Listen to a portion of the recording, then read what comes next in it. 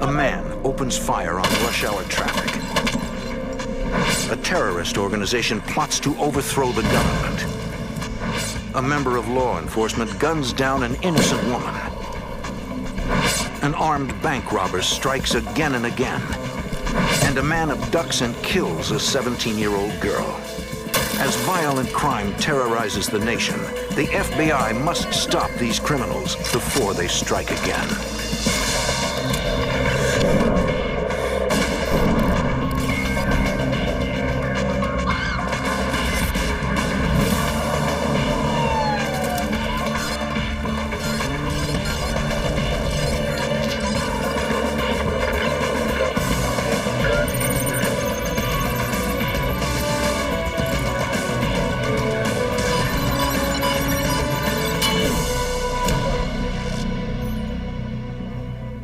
In over 100 episodes of the FBI files, we've witnessed criminals not only terrorizing their victims with violence, but plaguing our society with fear. We look to both the experience and the courage of law enforcement to protect us and provide us with the hope that justice can and will prevail. I'm Jim Kallstrom, former head of the FBI's New York office. In this special episode, we take a closer look at cases previously featured on this series. Our goal is to explore more fully some of the investigative methods and techniques that have made the Federal Bureau of Investigation the premier law enforcement agency in the world. FBI Director Robert S. Mueller. The FBI was originally established to address crime that covered cities, counties, and spread across state lines. The country needed a federal law enforcement entity to do those investigations. And over the years, as the country has grown and as the world, by the same token, has grown smaller, the FBI's mission has changed to meet the various threats. October 1995. The Shaw family finds itself in the middle of a nightmare. 3 masked gunmen have broken into their South Carolina home. 2 hold several family members hostage, while the leader forces Amy Shaw to let him into the vault at the bank where she works as a teller. He gets away with $80,000, allowing Amy to remain unharmed. Before leaving, he calls his accomplices to tell them the job is done and that they should flee. Once their captors are gone, the Shaws call the police. Patrolling the neighborhood, police find 2 young men who they eventually take into custody. Since the gunmen were masked during the crime and left no fingerprints, police cannot tie these men to the scene. The 2 suspects give statements to the local police in which they deny taking part in the crime, but authorities doubt they are being truthful. FBI agents know they must try to get a confession. They will use interrogation techniques which require special training. Executive Assistant Director for Law Enforcement Services, Grant Ashley.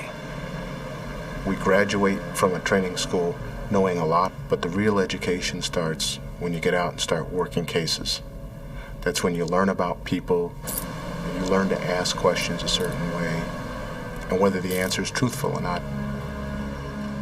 Special Agent Jerry Jones chooses a suspect and begins the interrogation.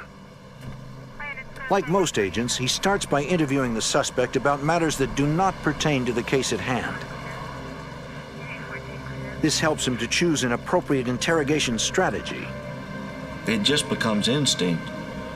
While talking to these people, you are able to develop a concept of what their greatest fear is, some weakness they may have in their past or their family or something of that sort.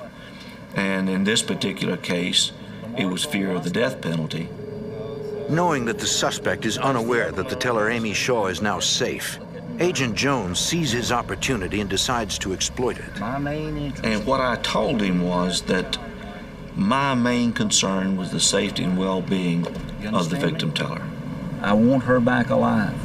If your friend killed her, had the third robber killed her, you're going to the electric chair. They would both have faced the death penalty. Jones knows that his choice to use this common technique must be measured. It could backfire. It may strengthen the suspect's resolve not to speak at all. How about coming out and tell me the truth? But the agent's plan works. Faced with the prospect of his worst fear coming true, the suspect admits his involvement in the crime and names the lead gunman, Christopher Jaburk. Police quickly arrest Jaburk at his mother's house just over the state line in Georgia. He is convicted on all charges. But Jaburk's crime spree has just begun. Before he can be sentenced, he escapes from jail with a bank robber named Jerome Frierson Bay. Authorities immediately lock down the area. Despite a massive manhunt, they find no sign of the two escapees. Agent Jones knows that when tracking a fugitive, personal information provides important clues as to where the fugitive may go or what he may do next. During several interviews prior to trial, Jones senses a special bond in Jaburk's life, giving him an idea. It became evident to me the only real thing in the world that he cared about was his mother. I was convinced that at some point in time, he would come back to the mother. We established 24-hour surveillance. But Jaburk doesn't show. Agents track numerous bank robberies committed by the two fugitives as they move up the East Coast. In New Jersey, authorities finally locate and apprehend Frierson Bay. Agents are disappointed Jaburk is no longer with them. But Agent Jones has a hunch. I always believed that Jaburk would come back home.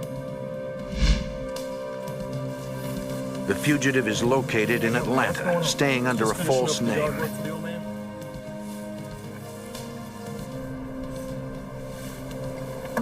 Jaburk is arrested without incident, returned to jail, and later sentenced to life in prison.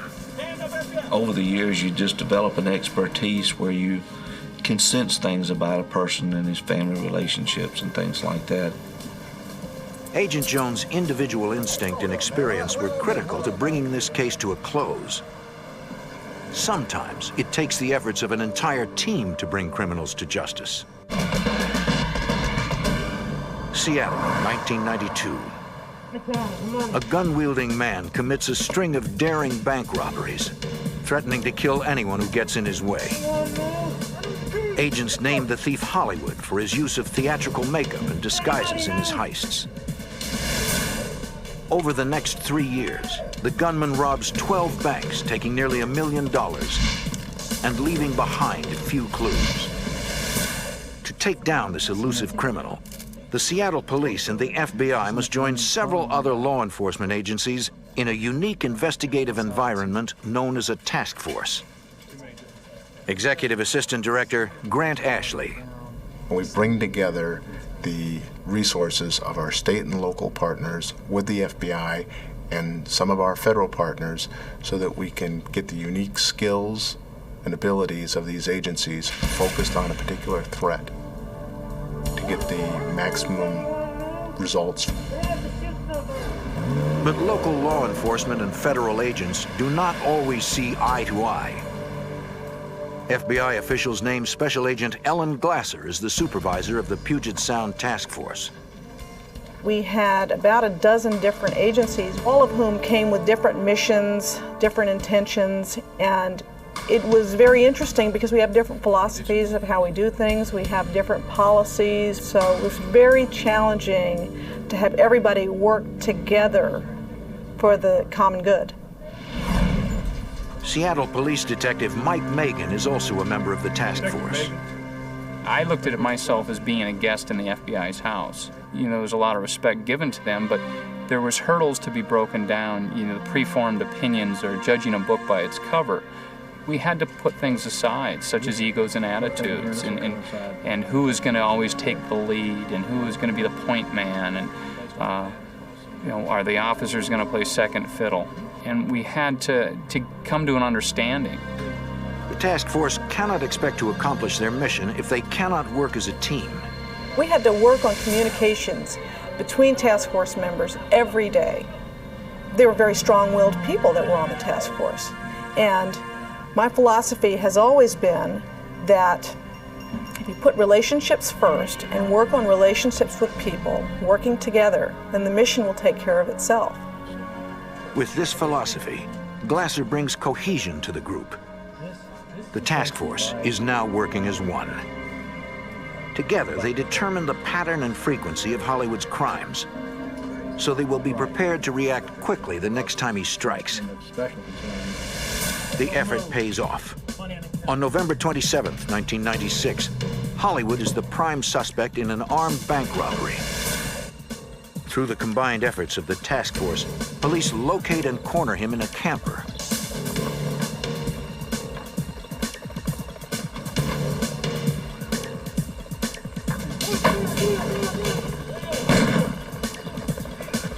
Tragically, he ends his own life with a single shot to the head. Even though people brought different experiences and different expertise to the task force, they were all able to blend and work extremely effectively together.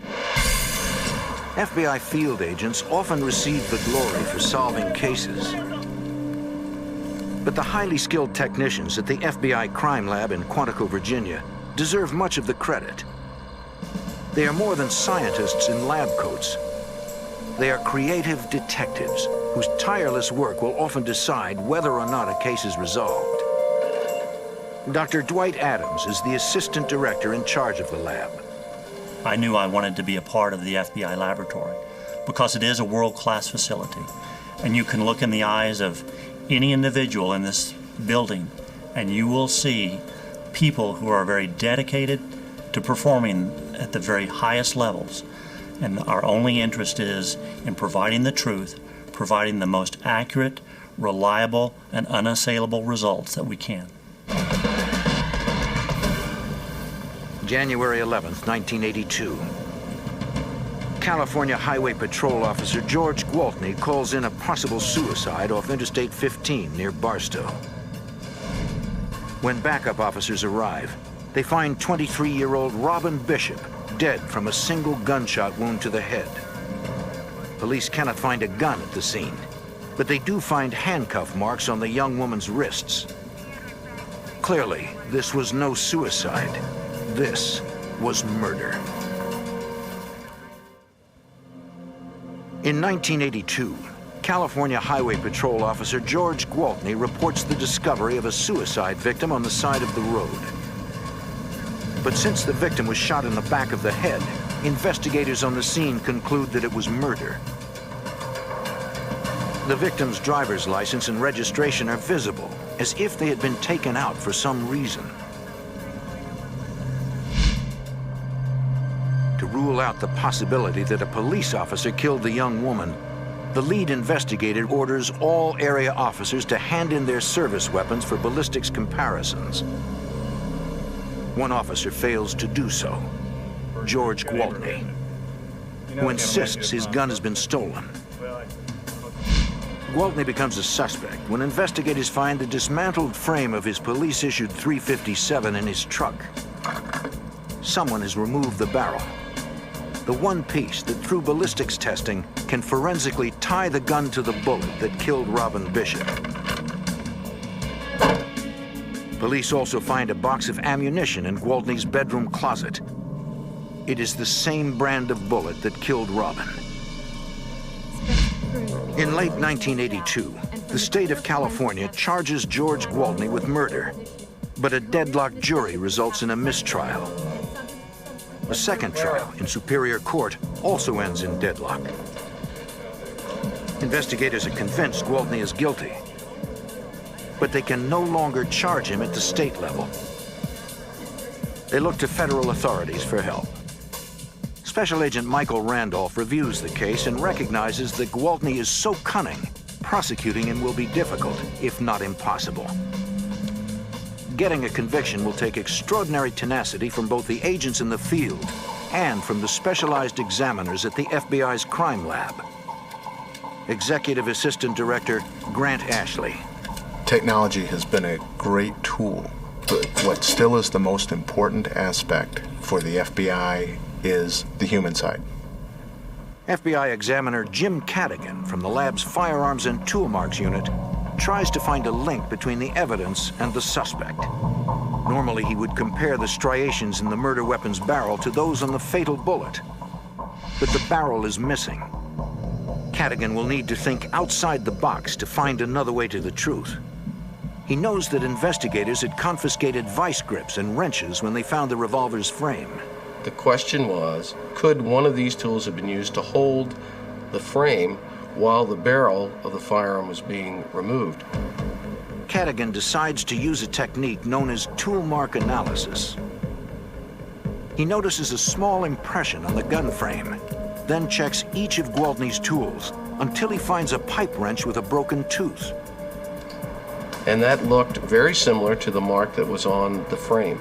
So using that as a pivot point, I started making impressions with that tool, and comparing those impressions under a microscope, I was able to come to the conclusion that that particular tool was used to the exclusion of any other tool to make the marks that were found on the frame. Although this points to Gwaltney as having removed the barrel of his gun, it is not enough to prove he killed Robin Bishop. Investigators will have a case if they can find a link between the fatal bullet and the box of ammunition from Gwaltney's closet. In an unprecedented move, the lab decides to employ a new technique they've been developing, which matches the molecular content of the bullets. FBI Special Agent Michael Randolph. When a manufacturer of lead like Remington Arms makes a batch of lead, they throw things in much as you would when you're making meatloaf. That makes each batch of lead unique. In the FBI's very first nuclear ballistics examination, scientists place a fragment of one of Gwaltney's bullets in a nuclear reactor, where it absorbs neutrons and becomes radioactive. When measured, the radioactivity reveals the precise amount of each element in the lead, an atomic fingerprint. Examiners then repeat the process with a piece of the fatal bullet. And lo and behold, we find approximately 27 rounds that are the exact match as the lead taken from the head of our victim. In January of 1984, George Gwaltney goes on trial, this time in federal court. Gwaltney is found guilty and sentenced to 90 years in prison. 12 years later, George Gwaltney died in prison of a heart attack. Executive Assistant Director for Law Enforcement Services, Grant Ashley. And there's the unsung heroes that you never hear of, the people sitting back in the laboratory that make sense of this. This takes an awful lot of time, and it takes extraordinarily talented, patient people. Proving a case using hard scientific evidence is an essential tool of every law enforcement agency. But when authorities have no clear suspects and very little physical evidence, the FBI must rely on one of their most unique and least understood disciplines: profiling. May 31st, 1985. On a lonely road in Lexington, South Carolina, 17-year-old Shari Faye Smith checks her mailbox before disappearing without a trace. Shari! 2 days of fruitless searching leads investigators to conclude that she has been abducted. Early the next morning, their fears are realized when the missing girl's family receives a call from the kidnapper. He explains they will eventually get their daughter back and tells them that they will receive a letter later that day. When the letter finally arrives, the family is horrified. Written in Shari's handwriting, the document is entitled Last Will and Testament. In South Carolina, a young woman has been abducted. Her life is on the line, and investigators have no idea who the suspect is. In an effort to identify what sort of man would have kidnapped Shari Faye, investigators call upon FBI profilers at the Investigative Support Unit in Quantico, Virginia. Profilers are veteran agents who receive specialized training in criminology and applied psychology. Retired FBI Special Agent John Douglas advanced the art of behavioral profiling for the FBI. For over a decade, he and others conducted interviews with convicted killers, arsonists, rapists, and kidnappers in various prisons around the country. I tapped through that memory of theirs that no one has ever tapped into before when they were perpetrating the crime. It takes time, but once I'm in there, I get tremendous information. Douglas and others cataloged and categorized their findings, creating a statistical database from which profilers can draw inferences about criminals based on patterns of behavior. I'm very much like a doctorate in medicine, where I'm trying to come up with a diagnosis, and I'm going to rely on the thousands of cases that I've worked. I'm going to rely on the hundreds and hundreds of interviews of offenders who committed similar types of crimes. When creating a profile, Douglas needs to review all investigative materials, including preliminary police reports and crime scene photographs.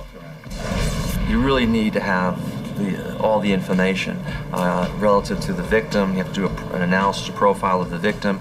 You ask yourself the question, why was this victim the victim of this crime? And then you look at the way the crime was perpetrated, the low-risk crime or high-risk crime. When someone asks you a profile, what they're looking for are physical and behavioral characteristics, which includes age, race, sometimes body typing, educational level, occupational type.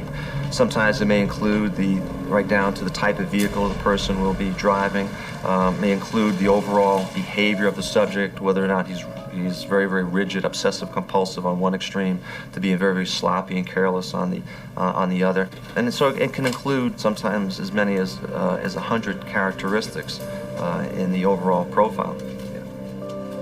At the request of South Carolina authorities, Douglas turns his attention to the Shari Faye Smith case and reviews all the case materials. What made the case unique was that we have a subject who's communicating with the family, which is very, very rare, very, very unusual. I felt good about it because when you have a communique, whether it's a written communique or a verbal communique, you can do an analysis of that, and it begins to paint a pretty nice picture of the type of person we should be looking for. It was as if he followed a script that was written out beforehand. Here is someone who will be very, very rigid, very, very orderly, very, very tight. After scrutinizing every detail of the abduction, Douglas generates a 22-point profile. The subject is likely a male with a prior criminal record and lives locally. The nature of the criminal beast is that they will perpetrate crimes and they will, as well as dispose of crimes in areas where there's some type of familiarity. Douglas also believes the abductor has feelings of inadequacy and compensates for that through violent actions. He feels like nothing. He feels like a nobody. And how can this nobody, this personality, this person who's probably overweight, low self-esteem, unattractive, how can he become a somebody? He'll go after victims that there was no chance that he would ever come in contact with someone like a Shari Faye Smith. And so for the first time in their life, they can be powerful.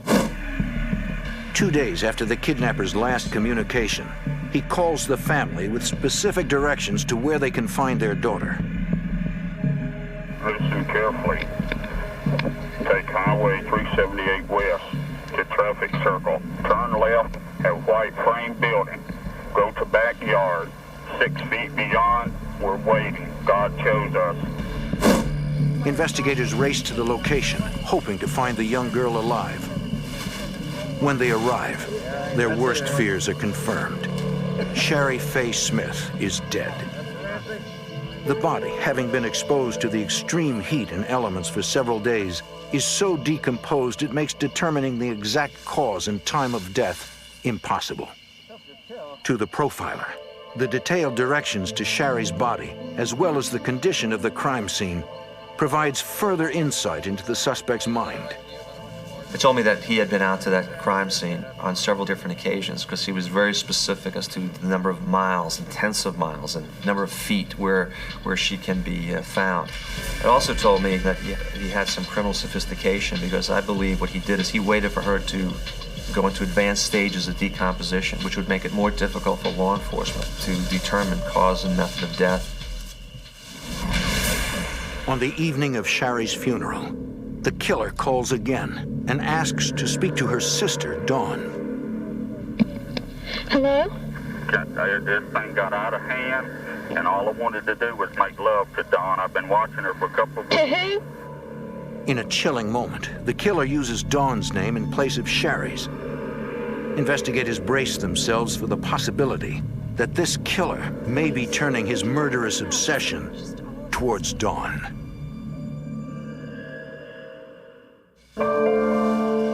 South Carolina investigators are searching for the man who murdered 17-year-old Sherry Faye Smith.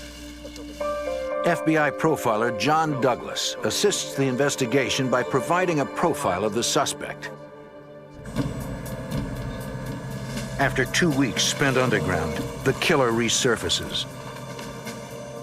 In a bold move, he snatches 9-year-old Deborah Mae Helmut from her front yard in plain view of another child.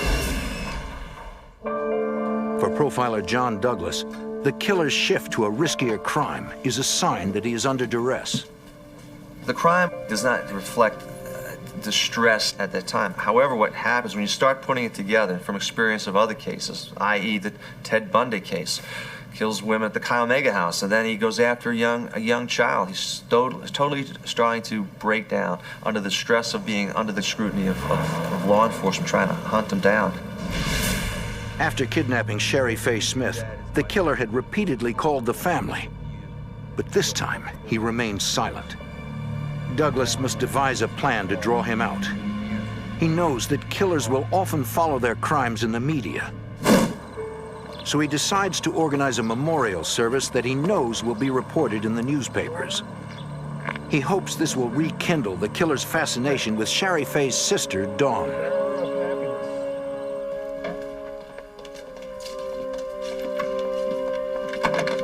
The kidnapper takes the bait and makes a call to Dawn. You can't be protected all the time. Okay, God wants you to join Sherry Faye. It's just a matter of time. Then, before hanging up, the killer gives Dawn a series of directions. Okay, listen carefully. Go 1 north, turn right. Deborah Mae is waiting. God forgive us all. Investigators follow the directions. There, they find the body of 9-year-old Deborah Mae Helmut. Douglas suspects the killer will likely try to abduct Dawn.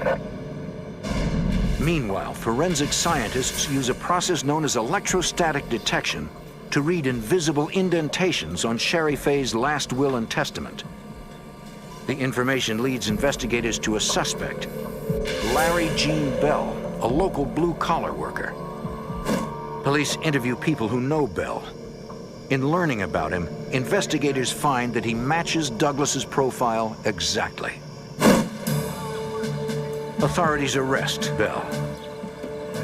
Forensic evidence and Douglas's profile help convict Bell of both murders.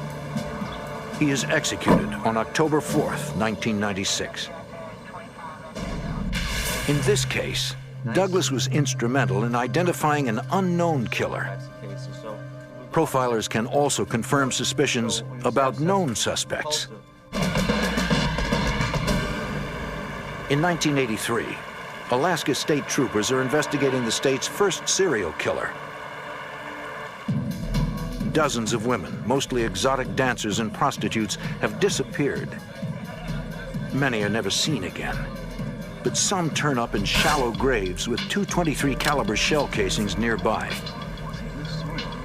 The state troopers have a suspect, a local family man, Robert Hansen.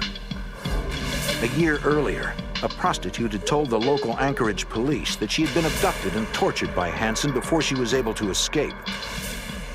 Anchorage police officers interviewed Hansen's friends, confirming his alibi. They searched his house and car, but found no evidence and suspended the investigation. Investigators felt that Hansen, who owns a local bakery, was too unlikely a suspect.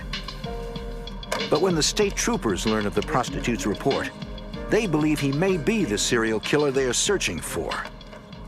Investigators contact FBI Special Agent John Douglas for help. And this wasn't really to do a profile.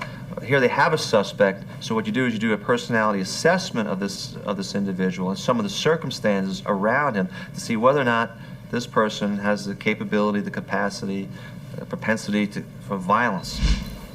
The fact that the killer had murdered so many meant to Douglas that he has the means to function unnoticed in the community, someone who works independently. Since the bodies were recovered in remote areas of wilderness, the killer could possibly be an avid outdoorsman. Hansen fits the profile. He is both a small business owner and a recreational hunter. Since he preyed on prostitutes and exotic dancers, Douglas concludes the killer would have low self-esteem and had probably grown up feeling like an outcast. Hansen was unattractive. His face was all pockmarked, had a speech impediment, which probably caused him a lot of problems as a kid growing up. After reviewing all the case materials, Douglas concludes that Hansen was indeed capable of murder. If investigators are to prove Hansen's guilt, they'll need physical evidence. To obtain a search warrant for Hansen's home, they'll have to convince a judge of what they will find there. You want us to ask a question first? The profiler's role now switches from confirming suspicions about a suspect to helping investigators develop a search warrant. Authorities know they need to look for the gun that left the .223 caliber shell casings found near the bodies. They ask Douglas if there is anything else to list in the warrant. We're dealing here with a serial killer. It starts off as fantasy. And one of the things to keep the fantasy going after the crime is they take some type of a memento. We call them either souvenirs or trophies. Something belonging to the victims. It doesn't have to be anything expensive. It could be a cheap watch or costume jewelry.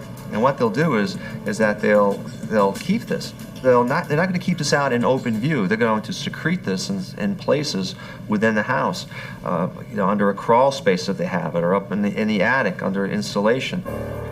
Douglas helps prosecutors write the affidavit, which swells to 48 pages. A judge approves the warrant. During the search of Hansen's house, investigators find the trophies Douglas suggested would be there, including the business cards of some of the victims. They also find several weapons.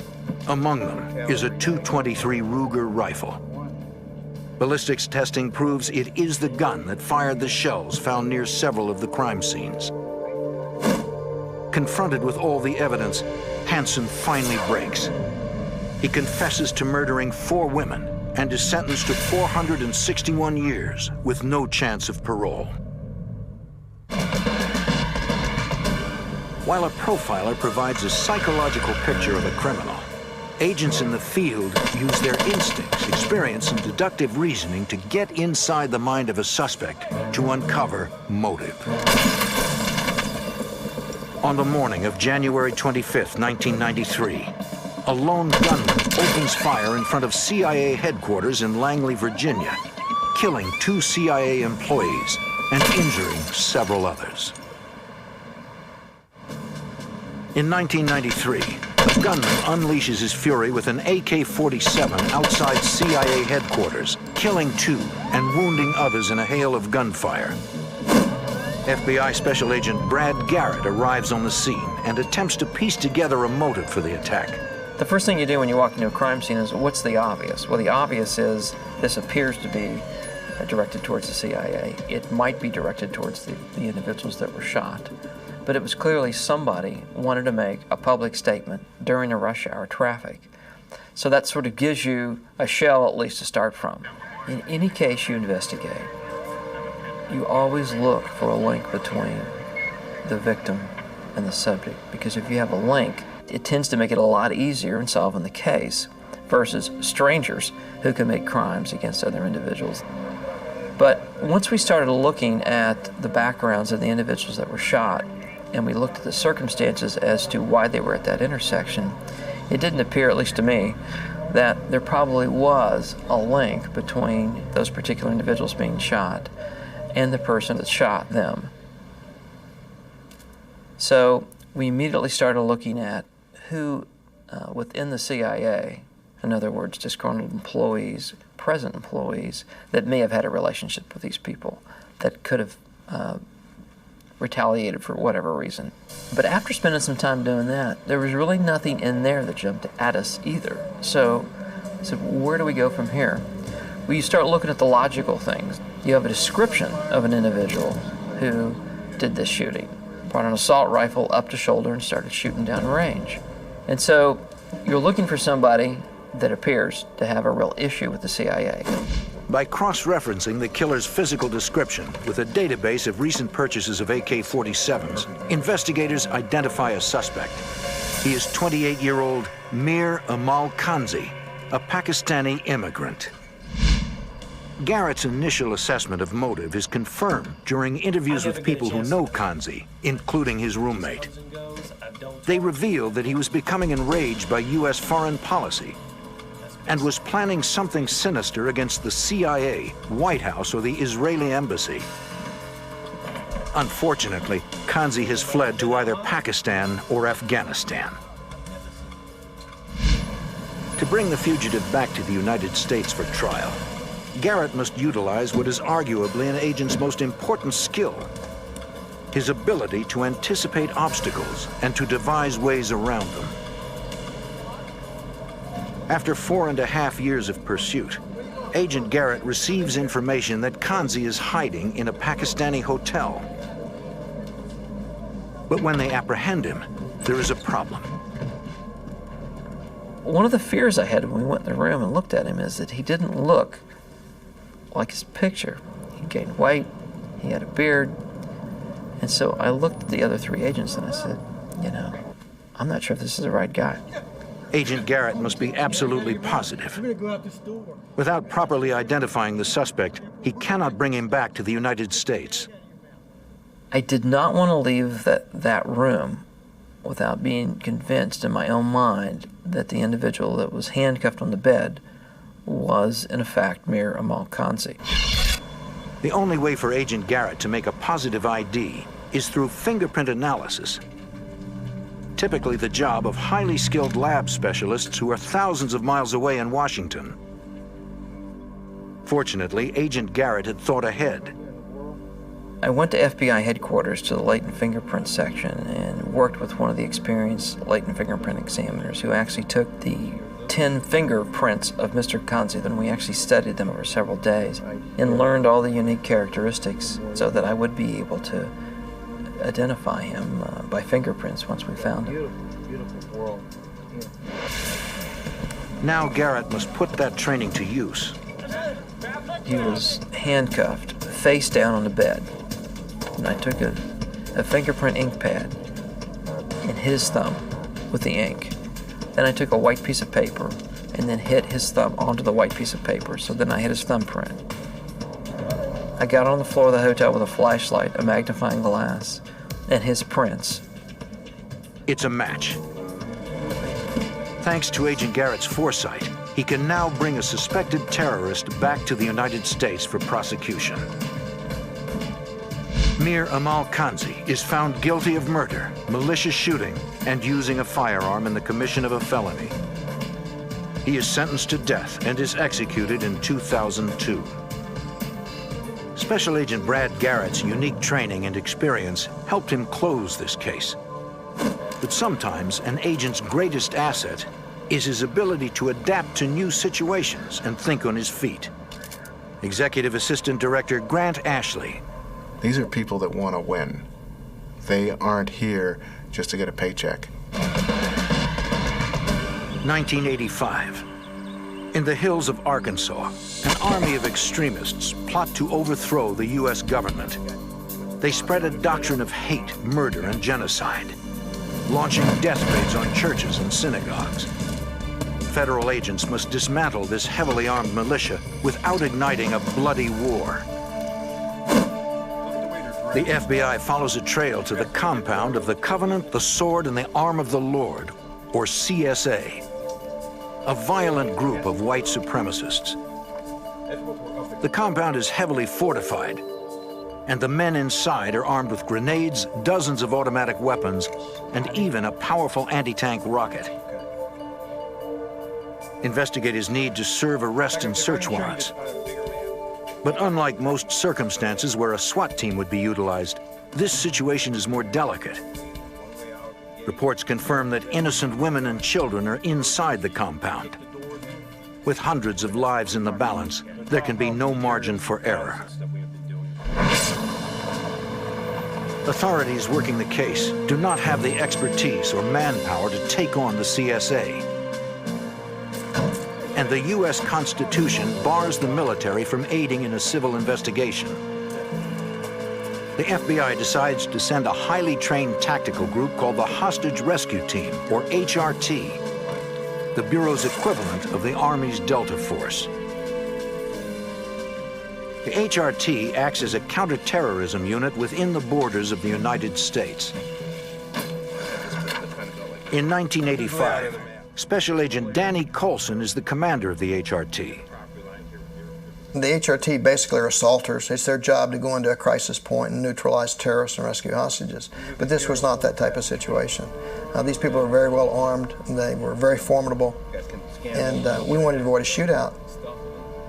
To serve the arrest and search warrants safely, Coulson needs to adapt to the circumstances. With their traditional method of attack out of the question, they devise a different approach. The very reputation of the FBI was dependent upon this case, and we believe that without any doubt the best way to do this was to surreptitiously set a perimeter, which would be very dangerous and difficult, but certainly less dangerous and difficult than doing an assault on that compound. During the first phase of the operation, reconnaissance teams penetrate the compound's perimeter in the dead of night. Using handheld and airplane-based sensors, they avoid roaming CSA patrols. After 10 days of scouting, an HRT sniper team reports a CSA patrol is about to unwittingly stumble across their position. As team leader, Coulson must make a split-second decision that could affect the lives of hundreds of people. In 1985, the FBI is closing in on the CSA, a right-wing paramilitary organization based in Arkansas. Over 200 agents secretly surround their compound. FBI snipers report a CSA patrol is about to discover them. FBI hostage rescue team leader Danny Coulson must act quickly. He knows if he makes the wrong move, a bloody war could ensue. His decision is surprisingly bold. I said, you hail them, you yell at them and tell them you're the FBI and tell them to go back inside. And everybody kind of looked at me like, ooh, why don't we grab these two guys? And I didn't want to do that. Coulson's tactic is calculated for maximum effectiveness. I wanted to scare the daylights out of these guys. But I also wanted them to understand that if I gave them an order, they had to follow it. I wanted them to get in the habit of following my orders or the orders of my team. And secondly, to show them that we weren't there to hurt them. The sniper alerts the roaming patrol and orders them back inside. They comply. But now the CSA knows the FBI is outside their compound. The standoff begins. Now someone must negotiate the surrender of the CSA's leader. Well, the HRT doesn't have a negotiating element, but they work very closely with the behavioral science group at Quantico. The FBI tries to determine the most effective way to deal with the CSA leader, who they suspect will be unwilling to speak with a negotiator. He would only talk to the HRT commander. It would be commander to commander or general to general. The FBI's policy on negotiations has always been that leaders never negotiate. The leader of the HRT, an on-scene commander, never, ever, ever negotiates. To have the leader negotiates takes away some of your techniques. You can't stall for time. You can't play good guy and bad guy between the negotiator and the commander. Nevertheless, the FBI decides they want Coulson to take on the role of negotiator, since that is their only option. And I wasn't comfortable with that. I'm a tactical person. I had been a sniper, and I'd been a SWAT team member and a SWAT team leader and trained as an operator. And I was not trained to be a negotiator. And I didn't know that I could pull that off. I'd much more comfortable going in after the guy than trying to talk him out. But they were adamant that it had to be done like that. Through his experience in observing negotiations and some quick on-site training, Colson is able to adapt to his new position. The CSA leader makes first contact when he calls the FBI's command post and speaks with Agent Colson. We talked on the phone for a few minutes about things we wanted to do. He offered to me that he'd be allowed to come out because he wanted to personally talk to me and see me, but he also be allowed to go back in, which I agreed to, which was total departure from FBI policy. And we made a quick contact with FBI headquarters because I was getting ready to violate FBI policy by having a badly wanted fugitive, a terrorist, in my hands, essentially, and then let him leave. And went up and went to the assistant director of the criminal division. In a word, he approved it, said, yes, do it. After a series of face-to-face meetings, the CSA leader emerges from the compound. He tells Colson that while he and many of his followers are ready to surrender, there are those who wish to fight, and he cannot control them. And he said to me, I need help. He said, there's a man that's our spiritual leader, and I need his advice, and I need his help to convince people that's the thing to do, come out. And I said, who is this? He said, it's Robert Millar. This, again, is something totally against FBI policy, to bring in a Confederate into a crisis situation, not just to negotiate, but to go inside. That's never been done in the history of the FBI. They'd never allowed that to happen, to allow a third-party individual who was sympathetic to the people we were dealing with to go inside to be a part of the negotiation whether or not they came out. This is a huge risk, and I thought it was worth taking. Colson gets approval to allow Mr. Millar to negotiate with CSA members. Nice to see you again. He remains inside the compound for nearly 24 hours. The next morning, day 4 of the siege, Millar and the CSA leadership finally emerge. They came out and they said, we have an agreement that we will surrender. We will come out and we'll give up our arms and walk out peacefully. As commander of HRT, Colson receives the news with guarded optimism. You're constantly thinking about the worst case scenario. Even good things have to be looked at with some suspicion. Was it a diversion to get out the backside and start a firefight? So we had to be very careful. Colson gives the leader 15 minutes to gather his people and bring them out. And very shortly after, I get a communication from a sniper team that they're coming. They're coming out. The snipers report that they're in civilian attire. There's no camis, there's no battle gear, there's no weapons they can see. Miraculously, the HRT accomplishes its mission without a single shot fired. It was an ending that we had all prayed for, and one that we were very fortunate that we had. If not for Agent Colson's quick thinking and ability to adapt in tense situations, the standoff would likely have had a much bloodier conclusion. It shows what the FBI can do in a major crisis situation. It shows the number of different disciplines it has at its disposal, how they can bring unlimited resources on the focus of a problem. It's a great big machine. It grinds you up if you're a bad guy, and it's what happened here. This wasn't an HRT story. It's an FBI story. We have seen just a few of the many ways in which the FBI works to solve cases. With each new investigative challenge they face, we can rest assured that the Bureau will dedicate itself to doing whatever it takes to protect the American public.